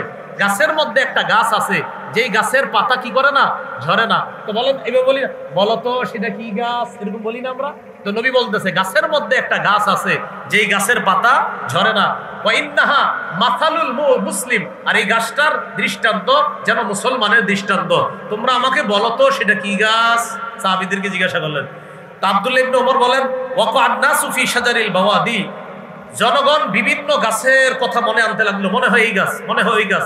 আব্দুল্লাহ ইবনে ওমর বলেন, আমি ছোট মানুষ ছিলাম, ওয়াকা'a ফি নাফসি আন্নাহা নাখলা, আমার মনে মনে আসছে এটা খেজুর গাছ হবে, তাকে আমি ছোট মানুষ হওয়ার কারণে ইস্তাহিয়াইতু, লজ্জায় আমি বলি নাই যে এটা খেজুর গাছ, কিন্তু আমার মনে এসে গেছে মনে হয় খেজুর গাছ। একটু পরে সাহাবীরা বললেন, হুজুর বলেন এটা কি গাছ? নবী বললেন এটা খেজুর গাছ। সুবহানাল্লাহ। তাহলে আব্দুল্লাহ ইবনে ওমর তার সুপ্ত প্রতিভাটা সঠিক ছিল, এটা খেজুর গাছ, কিন্তু লজ্জায় উনি বলে নাই। তা আমাদের উচিত আসলে শিশুদেরকে মানে তাদেরকে নির্ভয় দেওয়া, অভয় দিয়ে বলা, আহা বলো তো এটা কি হতে পারে। তাদের ভুল হইলেও আপনার কোনো তিরস্কার না করা, বরং বলা মাশাআল্লাহ চেষ্টা করছো, হয় নাই, আর হইলে তো বলবেন সাবাস সাবাস। প্রতিযোগিতায় পুরস্কারের ব্যবস্থা করা। কত নম্বর গেল? 39। 40 নম্বর, শিশুদের মাঝে প্রতিযোগিতা করার পর পুরস্কারের ব্যবস্থা করা। সুবহানাল্লাহ। আব্দুল্লাহ ইবনে আব্বাস, উবাইদুল্লাহ ইবনে আব্বাস, কাসির ইবনে আব্বাস, আব্দুল্লাহ, উবাইদুল্লাহ, কাসির, এই তিনজনকে নবী কি করতেন? কানা রাসূলুল্লাহ সাল্লাল্লাহু আলাইহি সাল্লাম ইয়াসুফু আব্দুল্লাহ ওয়া উবাইদুল্লাহ ওয়া কাসির বনিল আব্বাস, নবীজি এই তিনজনকে সারিবদ্ধভাবে দাঁড় করাইতেন। দাঁড় করায় নবীজি বললেন, এভাবে বলতেন, মান সাবাকা ইলাইয়া, যে দৌড়ায় আমার কাছে আগে আসতে পারবে, ফালাহু কাজা ওয়া কাজা, তাকে এই এই পুরস্কার দেওয়া হবে। সুবহানাল্লাহ বলেন। কি বলতেছে নবীজি? তোমাদের তিনজনকে দাঁড় করাইলাম। এবার নবীজি দূরে যাইতেন, যে বলতেন মান সাবাকা ইলাইয়া, তোমাদের তিনজনের মধ্যে দৌড়ে আমার কাছে যে আগে আসবে, ফালাহু কাজা ওয়া কাজা, তার জন্য এই এই পুরস্কার দেওয়া হবে। ফায়াস্তাবিকুনা ইলাই ফায়াকাউনা আলা যাহরিহি ওয়া সাদরিহি, এই তিন ভাই দৌড়ায়া কেউ নবীর কোলে পড়তেন, কেউ নবীর পিঠের উপরে পড়তেন, যে ফার্স্ট হইতেন আল্লাহ নবী তারে পুরস্কার দিতেন। এইভাবে তাদের মাঝে পুরস্কারের ব্যবস্থা করা। কত গেল? 40। 41 নম্বর, বলেন শয়তান চলাচলের সময়, বলেন শিশুকে ঘরে আটকে রাখা। বলেন শয়তান যখন চলাচল করে শিশুকে ঘরে আটকে রাখা, ওই যে সন্ধ্যা যখন শুরু হয় তখন আটকে রাখা। সহিহ বুখারীর বর্ণনা 5376 নম্বর হাদিস। এই হাদিসের মধ্যে আসছে রাসূল সাল্লাল্লাহু আলাইহি সাল্লাম বলেন, ইদা কানা জুনহুল লাইল আও আমসাইতুম, যখন সন্ধ্যা হয়, কুফু সিবিয়ানাকুম, তখন শিশুদেরকে ঘরে আটকায় রাখো। ফাইন্না শায়াতিনা তানতাশিরু হিনাইজিন, কেননা শয়তান তখন ছড়ায়া পড়ে। এটা কিন্তু গুরুত্বপূর্ণ কথা। যখন সন্ধ্যা হয় তখন তোমরা তোমাদের শিশুদেরকে ঘরে আটকাও, কেননা শয়তান তখন চারদিকে ছড়িয়ে পড়ে। এরপরে নবী বলেন, ফাইদা যাহাবা সাআতু মিনাল লাইল, এরপর যখন কিছু রাত চলে যাবে, ফাহুল্লুহুম, তখন তাদেরকে আবার ছেড়ে দাও, সমস্যা নাই। কয় নাম্বার গেল? 41। 42 নাম্বার, বলেন রাত যখন ঘনিয়ে আসে, বলেন লোকজনের চলাচল যখন বন্ধ হয়ে যায়, তখন শিশুকে বাহিরে যেতে না দেওয়া। মনে করেন অনেক রাত হয়ে গেছে, এখন আর একা বাহিরে যেতে না দেওয়া। আবু দাউদের হাদিস 5104 নম্বর হাদিস। রাসূলুল্লাহ সাল্লাল্লাহু আলাইহি ওয়াসাল্লাম বলেন, আকিল্লুল খুরুজা বাদা হাদআতির রিজলি, লোকজন চলাচল যখন করা বন্ধ করে দেয় তখন তোমরা বেশি বাহিরে যাবে না। ফাইন্না লিল্লাহি দাওয়াব্বা, কেননা আল্লাহর এমন কিছু প্রাণী আছে, ইয়াবুসসুহুন্না ফিল আরদি, যে প্রাণীগুলোকে আল্লাহ তখন দুনিয়াতে ছড়ায়া দেয়, তাদেরকে দুনিয়াতে ছড়ায়া দেয়, তখন তোমরা বাহিরে যেও না, কারণ তাদের কোনো আক্রমণ তোমাদের উপর আসতে পারে। আল্লাহ আমাদেরকে হেফাজত করেন। 43 নাম্বার, সেটা হলো নখ কাটা। বলেন কি কাটা? শিশুর এই শিশুর নখ টুক বড় হয়ে গেলে এগুলা কাইটা শিক্ষা দেওয়া। এরপরে আরো কিছু সুন্নাহ আছে, ওগুলা শৈশব থেকে তাকে শিক্ষা দেওয়া, যেমন মুসলমানি করা। বলেন কি করা? তাহলে মুসলমানি করা, নখ কাটা, আরো আপনার মাথার চুল ইত্যাদি যা আছে এগুলো পরিষ্কার করা। তো 43-এ আমরা সব নিয়ে আসি, নখ কাটা, মুসলমানি করা সব, কারণ এক হাদিসে সবগুলো পাবে। সহিহ বুখারীর বর্ণনা 5889 নম্বর হাদিস। এই হাদিসে আসছে খামসুম মিনাল ফিতরা, মানুষের জন্মগত স্বভাব 5টি। জন্মগত স্বভাব কয়টি? অন্য হাদিসে আছে 10টি, আর এই হাদিসে আছে কয়টা? 5টা। 1 নাম্বার আল ইস্তিহদাদ, খুর ব্যবহার করা, নাভির নিচে খুর ব্যবহার করা। 2 নাম্বার ওয়াল খিতাম, মুসলমানি করা। কোন বর্ণনা আসছে 1 নাম্বার আল খিতাম, মুসলমানি করা। 2 নাম্বার আল ইস্তিহদাদ, নাভির নিচে খুর ব্যবহার করা। আমরা কেউ হাঁটবো না, শ্রদ্ধার সাথে হাদিস শুনবো। 3 নাম্বার নাথুল ইফতি, বগলের নিচে অবাঞ্ছিত পশম ইত্যাদি পরিষ্কার করা, এটা হলো 3 নাম্বার। 4 তাকলিমুল আসফার, নখ কাটা। বলেন কি কাটা? হ্যাঁ, তাকলিমুল আসফার, কি কাটা? নখ কাটা। তো বিশেষ করে এই 4টা আমরা এর মধ্যে মুসলমানি করা, নখ কাটা, শিশুর জন্য এই 2টা আমরা গুরুত্ব সহকারে মনে রাখবো, যে নখ কাটা, মুসলমানি করা, এটা মনে রাখা। তো যাই হোক, 43 নাম্বার মুসলমানি করা, এটাই আমরা রাখি। 44 নাম্বার, তাকান আমার দিকে, শিশু উপর হয়ে শুয়ে থাকলে, পেটের উপর শুয়ে থাকলে ওরে তাড়াতাড়ি ওই অবস্থা থেকে পরিবর্তন করেন, ও যেন পেটের উপরে না শোয়। নবীজির মাদ্রাসা, মসজিদে নববীর যে মাদ্রাসা, ওই মাদ্রাসার এক সাহাবী শেষ রাতে মসজিদে ঘুমায় রয়েছে। তিনি বলেন, বাইনামা আনা নাইমুন ফিল মসজিদি মিন আখিরিল লাইল, শেষ রাতে আমি মসজিদে ঘুমায় রয়েছি। এক ব্যক্তি মসজিদে আসছে, প্রথমে বলতেছি আতানি আতিন, একজন আগন্তুক মসজিদে আসছে। আগন্তুক মসজিদে আইসা কি করলেন? আমাকে দেখলেন, আনা নাইমুন আলা বাতনি, আমি পেটের উপর শুয়ে রইছি। ফাহাররাকানি বিরিজলিহি, তিনি তার পা দিয়ে আমাকে একটা খোঁচা দিয়ে বললেন, এই কুম, ওঠো, তুমি কিভাবে শুয়ে রইছো? হাযিহি দাজআতুন ইউবগিদুহুল্লাহ ইউবগিদুহাল্লাহ, এটা এমন শোয়া যে শোয়া আল্লাহ পছন্দ করে না। ভাই কি শিখলাম? উপর হয়ে শোয়া আল্লাহ পছন্দ করে না, এভাবে শুইবা না। তো এই সাহাবী বলেন, আমি চোখ খুইলা দেখি আমারে যিনি পা দিয়ে এইভাবে উঠাইছে তিনি অন্য কেউ না, আল্লাহ রাসূল সাল্লাল্লাহু আলাইহি সাল্লাম আমারে উঠাইছে। কয় নাম্বার গেল? 44। 45, শিশুকে প্রহার করা যাবে না। রাসূলুল্লাহ সাল্লাল্লাহু আলাইহি সাল্লাম একদিন আসলেন, তার সাথে 2 জন বালক। ওয়াহাবা আহাদাহুমা লিআলিয়িন, এক বালককে হযরত আলীকে দিলেন। দেওয়ার পরে বললেন, আলী লা তাদরিবহু, তাকে প্রহার করো না, তাকে মাইরো না। তাহলে শিশুকে বেশি প্রহার করবেন না, আর প্রয়োজনে মৃদু আঘাত, কিন্তু বেশি প্রহার করবেন না। গেল কত? 45। 46 নাম্বার, শিশুর চেহারা আঘাত করবেন না, শিশুরও না, বউরও না, শিশুরেও না, বউরেও না, মানে বিবিরেও না, ছেলে মেয়েরও না, বিবিরেও না, চেহারা আঘাত করা যাবে না। আবু দাউদের 4493 নম্বর হাদিস, রাসূলুল্লাহ সাল্লাল্লাহু আলাইহি সাল্লাম বলেন, ইদা দরাবা আহাদুকুম ফাল্যাত্তাকিল ওয়াজহা, তোমাদের কেউ যখন কাউকে মারে তখন যেন চেহারা থেকে বেঁচে থাকে, চেহারা যেন আঘাত না করে, প্রহার না করে, চেহারা যেন আঘাত না করে, প্রহার না করে। 47, আজিব, সুবহানাল্লাহ বলেন। 47টা শোনার আগে বলেন সুবহানাল্লাহ। বলেন ঘরের মধ্যে, বলেন এমন জায়গায় বেত ঝুলায়া রাখা, শিশু যেন বেত দেখেই ঠিক হয়ে যায়। হ্যাঁ, বেত ঝুলায় রাখতে এমন জায়গায় দেখলে যেন বুঝে আব্বা আইতেছে। তাহলে এমন জায়গায় বেত ঝুলায় রাখা যেন সন্তান দেখলেই বুঝে আল্লাহ জানে কি হয়, এরকম যেন বুঝে, মানে মারার আগেই যেন ঠিক হয়ে যায়। সিলসিলাতুস সহিহা 1446 নম্বর হাদিসে আছে, রাসূল সাল্লাল্লাহু আলাইহি সাল্লাম বলেন, আল্লিকুস সাউতা, চাবুক এমন জায়গায় ঝুলায় রাখবা, হাইসু ইয়ারাহু আহলুল বাইত, যেন ঘরের লোকেরা চাবুকটা দেখতে পায়, দেখে যেন সোজা হয়ে যায়। চাবুক এমন জায়গায় ঝুলিয়ে রাখবা, হাইসু ইয়ারাহু আহলুল বাইত, যেন ঘরের লোকেরা দেখতে পায় আর দেখেই যেন সোজা হয়ে যায়। সুবহানাল্লাহ। কত গেল? 47। 48 নম্বর, শিশু সন্তানকে প্রজ্ঞার সাথে তার ভুল ধরায়া দেওয়া। একটা আজীব হাদিস শুনেন, ইবনে মাজাহ 2299 নম্বর হাদিস, 2299 ইবনে মাজাহ। রাসূল সাল্লাল্লাহু আলাইহি সাল্লামের একজন সাহাবী, তিনি বলেন, আমি একদিন কি করতেছিলাম, কুনতু আনা গুলামুন আরমি নাখলানা আও নাখলাল আনসার, একদিন আমি কোন আনসারীর খেজুর বাগানে এইভাবে খেজুরের জন্য আমি আপনার ঢিল মারতেছি। কি মারতেছি? যেটা আমরা করি, হ্যাঁ, ঢিল ছুটতেছি। এখন যখন আমি আরেকজনের বাগানে ঢিল ছুটছি, অথবা আমাদের বাগানে খেজুরের মধ্যে গাছে ঢিল ছুটছি, ফাউতিয়া বি রাসূলুল্লাহ সাল্লাল্লাহু আলাইহি সাল্লাম, আমারে ধইরা নবীর কাছে নেওয়া হলো। গাছে কেন ঢিল ছুটলাম? নবীজি সাহাবী, মানে ছোট মানুষ ছিলেন তখন। নবীজির কাছে নেওয়ার পর নবীজি বললেন, এই তুমি ঢিল ছুটছো? হ্যাঁ। নবী বললেন, লিমা তারমিন নাখলা, গাছে কেন ঢিল ছুটলা? জবাব দিলেন, হুজুর আকুলু, খেজুর খাইতে মন চাইছে, এই জন্য ঢিল ছুটছে। নবীজি বললেন, লা তারমিন নাখলা, গাছে, খেজুর গাছে কখনো ঢিল ছুড়বা না। হ্যাঁ, কুল মিম্মা ইয়াসকুতু ফি আসাফিলিহা, খেজুর গাছের নিচে যদি খেজুর পড়া থাকে তাহলে সেটা তুমি খাও, কিন্তু ঢিল ছুড়বা না। এজন্য আরবে কিছু খেজুর বাগান আছে, নিচে পড়া খেজুর গুলা হাজী সাহেবরা যাবেন আপনারা খাইতে দিবে, কিন্তু খেজুর ঢিল ছুঁড়ে মারবেন ওরা আপনাকে এটা দিবে না, কারণ ঢিল ছুঁড়া খেজুর গাছে এটা আল্লাহ রাসূলের নিষেধ আছে। গাছের নিচে পড়া থাকলে ওটা তুমি খাও, ফি আসাফিলিহা, গাছের নিচে খেজুর পড়া থাকলে ওগুলা তুমি খাও। তাহলে নবীজি প্রজ্ঞার সাথে সুন্দরভাবে ভুলটা ধরায় দিলেন যে এইভাবে আর করবা না, ঠিক আছে? তুমি সুন্দরভাবে গাছের নিচে খেজুর পড়া থাকলে খাইবা, কারো গাছে ঢিল মারবা না। এরপরে নবী দোয়া করলেন, আল্লাহুম্মা আশবি বাতনা, আল্লাহ তার পেটের ক্ষুধা আপনি নিবারণ করে দেন। সুবহানাল্লাহ। হ্যাঁ, কি বললেন?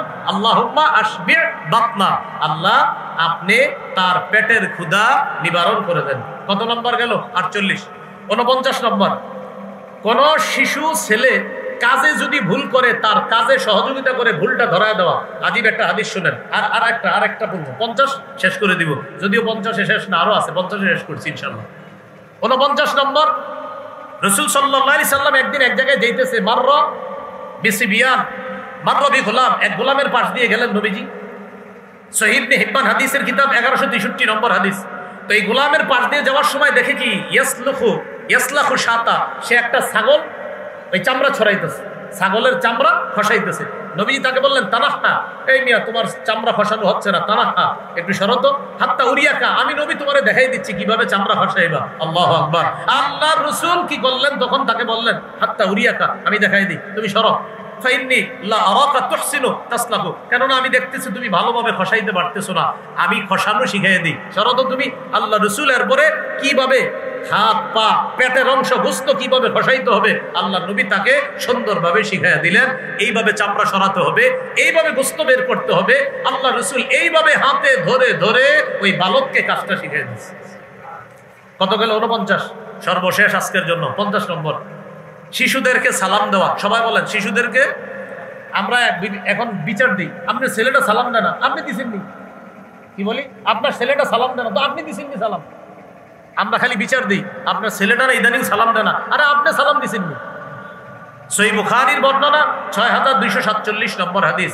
এই হাদিসের মধ্যে আছে রাসূলুল্লাহ সাল্লাল্লাহু আলাইহি সাল্লাম, আনাস রাদিয়াল্লাহু তাআলা আনহু বলেন, নবীজি একদিন একদল বালকদের পাশ দিয়ে অতিক্রম করলেন। অতিক্রম করার সময় তখন নবীজি কি করলেন? ওই বালকরা নবীজির সালাম দিছে, সাল্লামা আলাইহি আলান নবী সাল্লাল্লাহু আলাইহি সাল্লাম, ফাসাল্লামা আলান নবী সাল্লাল্লাহু আলাইহি সাল্লাম। নবীজিকে শিশুরা সালাম দিছে, নবীজি শিশুদের পাশ দিয়ে গেছে, শিশুরা নবীকে সালাম দিছে। হযরত আনাস বলেন, ওয়া কানা ইয়াফআলুহু নবী সাল্লাল্লাহু আলাইহি সাল্লাম, শোনো, শিশুরাই নবীকে সালাম দিত এমন না, নবীও শিশুদেরকে সালাম দিতেন। তাহলে নবীও শিশুদেরকে কি দিতেন? সালাম দিতেন। কয়টা হলো? 50টা। এই 50টা অধিকার শৈশব থেকে মোটামুটি বড় হওয়া পর্যন্ত আমরা জানলাম। আরো 14টা আছে, 50 আর 14 কত হয়? 64। এগুলো একটু বড় হওয়ার পরের অধিকার। আমার মিম্বরে আমানতটা যাদের কাছে আছে করে নেবেন। প্রথম খণ্ডে এই 64টা অধিকার পাবেন, এখানে গাড়িতে আছে। আমি গাড়িতে উঠার আগ পর্যন্ত যারা পারেন সংগ্রহ করতে পারেন, গাড়িতেও আছে। 1 থেকে 10 খণ্ডের কিতাব, প্রথম খণ্ড 64টা অধিকার, দ্বিতীয় খণ্ডে শিরিক বেদাত সম্পর্কে শৈশব থেকে সন্তানকে সচেতন করা, 3 নম্বর খণ্ডে আছে হালাল হারাম সম্পর্কে সচেতন করা, 4 নম্বর খণ্ডে স্বামী স্ত্রীর অধিকার, 5 নম্বর খণ্ডে লা ইলাহা ইল্লাল্লাহর ব্যাখ্যা, 6 নম্বর খণ্ডে নামাজ, 7, 8 নম্বর খণ্ডে মাসাইল, 9 নম্বর খণ্ডে রমজান যাকাত, 10 নম্বর খণ্ডে হজ। আপনি পড়েন, সন্তানকে পড়ান, এই আলোকে সন্তান বড় করেন। ওলামায়ে কেরাম সহ নারী পুরুষ সবাই কিতাবগুলো পড়তে পারবেন। বিশেষ করে পাপ থেকে তাদেরকে দূরে রাখা, এই ব্যাপারে আমার একটা সংকলন আছে, কিতাবের নাম পাপ। বলেন নাম কি? পাপ। এই পাপ কিতাবটা 2 খণ্ড, প্রায় 600 পৃষ্ঠার বেশি। এই 2টা খণ্ড আছে। মিম্বরের আমানত হলো 10 খণ্ড, আর পাপ কিতাবটা হলো 2 খণ্ড। যাদের প্রয়োজন হয় আপনারা ড্রাইভার ভাইয়ের কাছ থেকে সংগ্রহ করতে পারেন, অথবা পরবর্তীতে কোনো লাইব্রেরিওয়ালাদেরকে অর্ডার করলে ওরা আপনাদেরকে এনে দিয়ে দিবে ইনশাআল্লাহ। আল্লাহ পাক রব্বুল আলামিন আমাদের সকলকে যে কথাগুলো শুনলাম বললাম, আমরা সবাই যেন এইভাবে সিরাতের আলোকে নববী পদ্ধতিতে সন্তানকে বড় করতে পারি। আল্লাহ তৌফিক দান করেন। আমিন। ওয়া আখিরু দাওয়ানা আলহামদুলিল্লাহি রাব্বিল আলামিন।